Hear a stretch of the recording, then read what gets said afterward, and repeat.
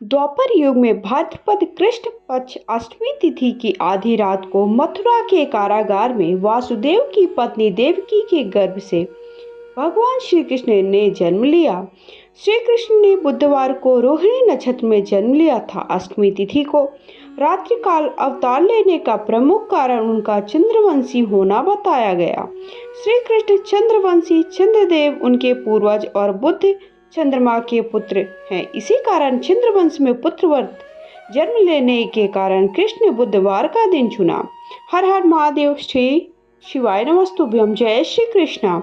आप सभी का मेरे यूट्यूब चैनल पे बहुत बहुत स्वागत है। तो श्री कृष्ण जन्माष्टमी की कथा मैं आप सबके लिए लेकर के आई। तो सबसे पहले हमें क्या करना है, पूजन वगैरह कर लेना है, उनका स्नान करा दीजिए, उनके जन्म की प्रक्रिया करा दीजिए। वीडियोस आप सबको चैनल पे मिल जाएंगे, मैंने सारे अपलोड कर दिए हैं, देख लीजिएगा।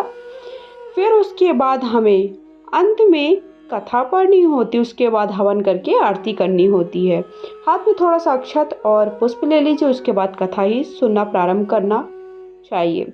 बिना हाथ, कभी भी खाली हाथ हमें कथा नहीं सुननी चाहिए। अगर वीडियो थोड़ा भी पसंद आता तो कमेंट बॉक्स में हर हर महादेव या श्री शिवाय नमस्तुभ्यम या जय श्री कृष्ण लिखकर अवश्य जाइएगा। वीडियो को सबके साथ शेयर करिएगा। पहली बार चैनल पे आए तो प्रतिदिन महिलाएं कैसे किस व्रत को करती, किन नियमों का पालन करती, पूजा में क्या भोग प्रसाद लगाती, क्या खाती है, ये सारी जानकारी के लिए मेरे चैनल को सब्सक्राइब कर दीजिएगा। आप इस तरह फॉलो कर सकते हैं, वहाँ पर आप सबको प्रतिदिन के उपाय मिलेंगे।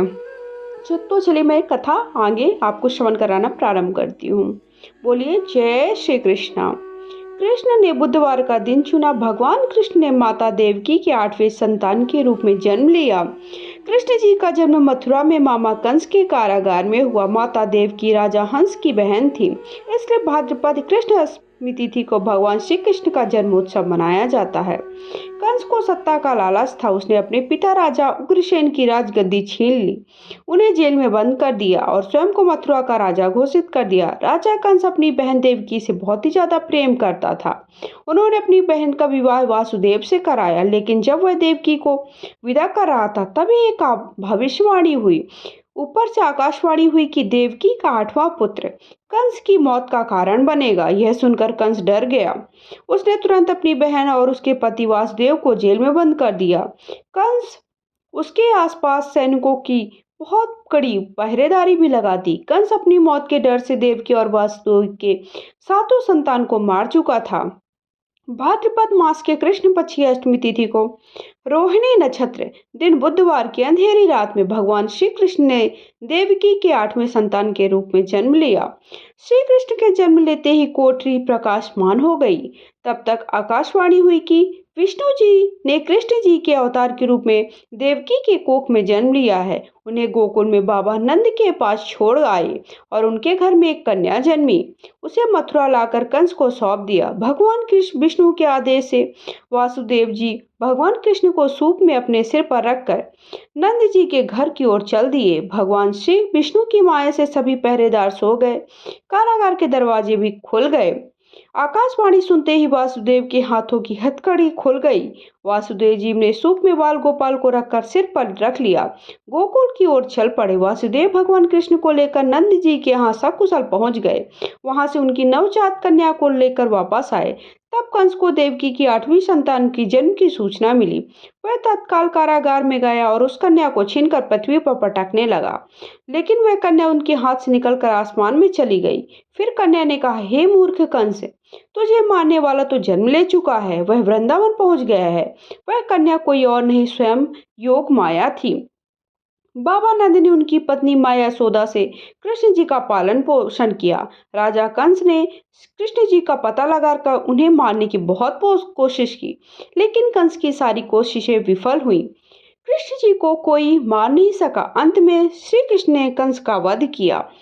राजा उग्रसेन को फिर मथुरा की राजगद्दी सौंप दी। इस तरह से जन्माष्टमी की व्रत की कथा पूर्ण होती है। भगवान श्री कृष्ण जन्माष्टमी के दिन व्रत रखने से आपकी सभी इच्छाएं पूर्ण होती हैं। विधि विधान से यशोदा नंदन की पूजा करें, से उससे आपको सुख, समृद्धि और आशीर्वाद मिलता है। जिन दंपतियों की संतान नहीं है, उन्हें जन्माष्टमी के दिन लड्डू गोपाल की उपासना अवश्य करना चाहिए। इस वर्ष आपको जन्माष्टमी 26 अगस्त सोमवार के दिन करना है। साधना करने से श्री कृष्ण भक्तों की सभी कामना को पूर्ण करते हैं। श्री कृष्ण भक्तों के सारे दुख दूर करते हैं और आपकी जो भी इच्छा है वो पूर्ण करेंगे।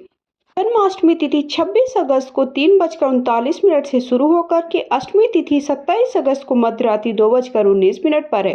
भगवान श्री कृष्ण का जन्म रोहिणी नक्षत्र में 26 अगस्त को मनाया जाएगा। तो आपको पूजन कब करना है? 26 अगस्त को, यानी कल रात 12 बजे से लेकर के 12:44 के बीच में श्री कृष्ण भगवान का जन्म कराना है।